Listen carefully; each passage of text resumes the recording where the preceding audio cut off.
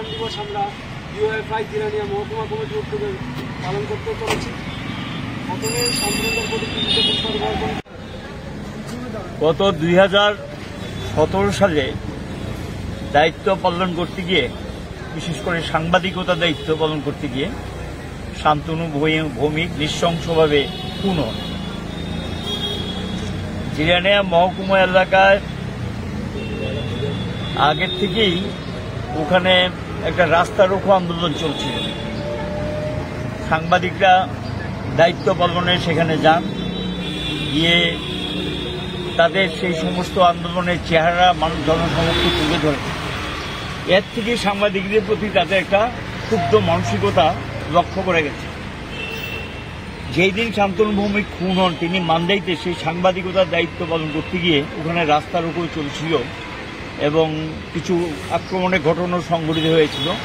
এগুলি ছবি তুলতে গিয়ে তিনি নৃশংসভাবে খুন হন এবং এই খুনের ঘটনার সঙ্গে সঙ্গে রাজ্য সরকার, তৎকালীন রাজ্য সরকার তথা বামফ্রন্ট সরকার স্পেশাল ইনভেস্টিগেশন টিম উচ্চপদস্থ অফিসারদের দায়িত্বে গঠন করা হয়।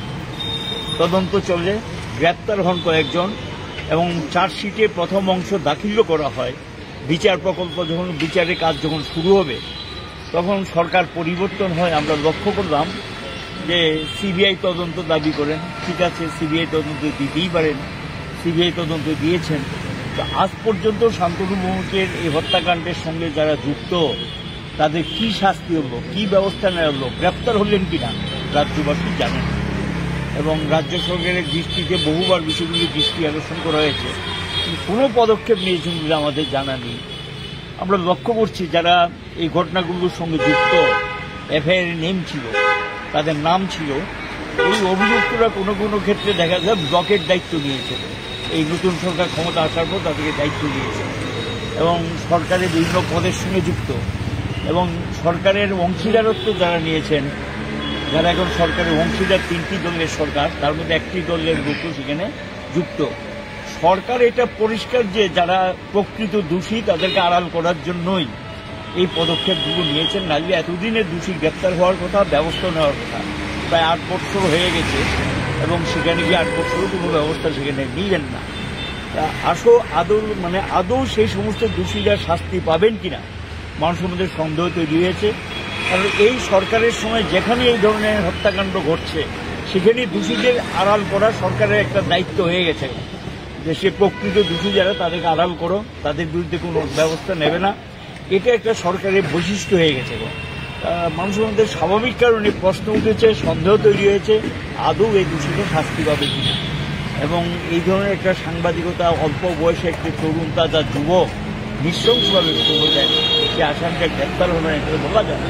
আর উল্টি লক্ষ্য করছি, কয়েকদিন আগে একজন মন্ত্রী, এই যে সরকারি অংশ তিনি বলছেন যে এটা নাকি বামফ্রন্ট সরকারের ইয়ের জন্য, মানে বামপন্থীর বা সিপিএম এর ভুলের জন্য এটা হয়েছে। সিপিএম এর সঙ্গে সাংবাদিকের কি দায়িত্ব? তিনি একসময় ডিআইএফ করতেন, এসওআই করতেন, এলাকায় ভূমিকা নিতেন, পরে তিনি সাংবাদিকতার কাজ বেছে নিয়েছেন।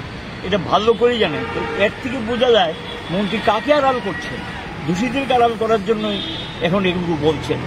এই সমস্ত ঘটনা থেকে স্বাভাবিক যে সন্দেহ তো তৈরি হতে পারে, যেখানে এই ধরনের দায়িত্বহীনতার কথাবার্তা বলে, এটা মানুষের মধ্যে সন্দেহ দূর করার দায়িত্ব সরকারের। আমরা এখনো বলবো প্রকৃত দোষী যারা তাদেরকে ধরুক এবং দৃষ্টান্তমূলক শাস্তি দেওয়ার সমস্ত ব্যবস্থা নিয়ে, নতুবা বলবো যে একটা রাজনৈতিক বদ উদ্দেশ্য নিয়ে এই দোষীদেরকে আড়াল করার জন্য এই সরকার এই কাজ করছে।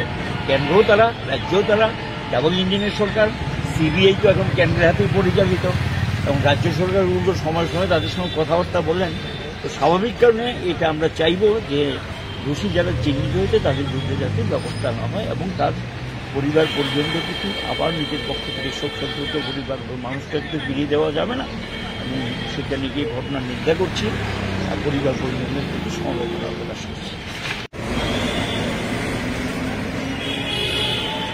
অর্পণ করবেন আমাদের পশ্চিম জেলার গণ আন্দোলনের নেতৃত্ব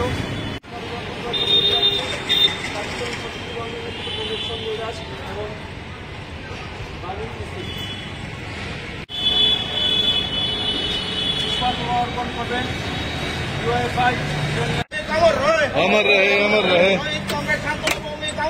अमर रहे अमर रहे।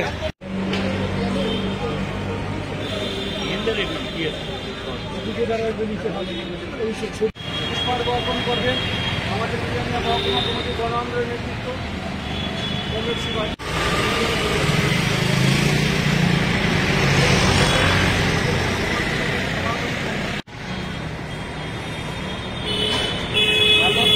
অর্পণ করবেন গণ আন্দোলনের নেতৃত্ব কমরেড রাজা চৌধুরী। বামপন্থী আন্দোলনকে দমন করা যায় না, যাবে না। শান্তনুকে হত্যা করে জাতিপতি মূর্তি ধ্বংস করে।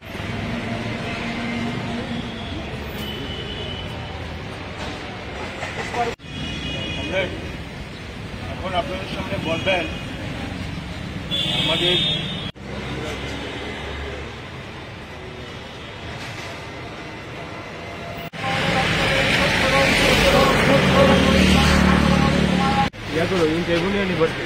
ফোন করে দেবে।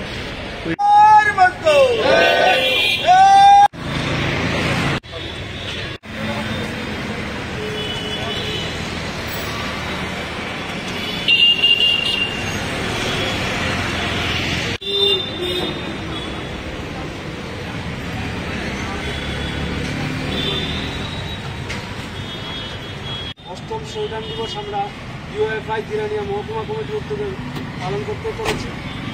প্রথমে শান্তিনগর প্রতি পুষ্পার্ঘ অর্পণ গত 2017 সালে দায়িত্ব পালন করতে গিয়ে, বিশেষ করে সাংবাদিকতা দায়িত্ব পালন করতে গিয়ে শান্তনু ভৌমিক নৃশংসভাবে খুন হন। জিরানিয়া মহকুমা এলাকায় আগের থেকেই ওখানে একটা রাস্তা রোকো আন্দোলন চলছিল।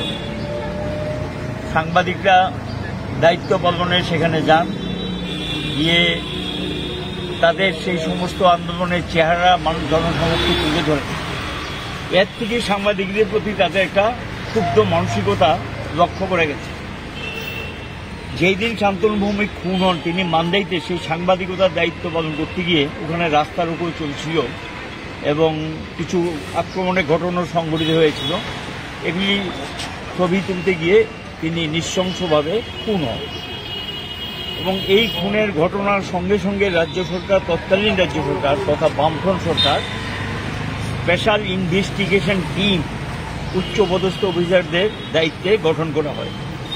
তদন্ত চলে, গ্রেপ্তার হন কয়েকজন এবং চার্জশিটে প্রথম অংশ দাখিলও করা হয়। বিচার প্রকল্প যখন বিচারের কাজ যখন শুরু হবে তখন সরকার পরিবর্তন হয়। আমরা লক্ষ্য করলাম যে সিবিআই তদন্ত দাবি করেন, ঠিক আছে সিবিআই তদন্ত দিতেই পারেন, সিবিআই তদন্ত দিয়েছেন।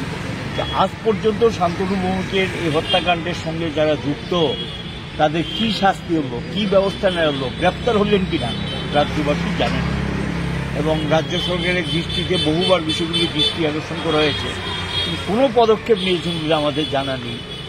আমরা লক্ষ্য করছি যারা এই ঘটনাগুলোর সঙ্গে যুক্ত, এফআইআর নেম ছিল, তাদের নাম ছিল, এই অভিযুক্তরা কোনো কোনো ক্ষেত্রে দেখা যায় ব্লকের দায়িত্ব নিয়েছে।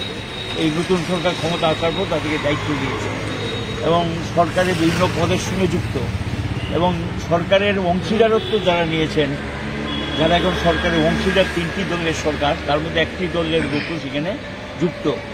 সরকার এটা পরিষ্কার যে যারা প্রকৃত দোষী তাদেরকে আড়াল করার জন্যই এই পদক্ষেপগুলো নিয়েছেন, নাহলে এতদিনে দোষী গ্রেপ্তার হওয়ার কথা, ব্যবস্থা নেওয়ার কথা। প্রায় 8 বছর হয়ে গেছে এবং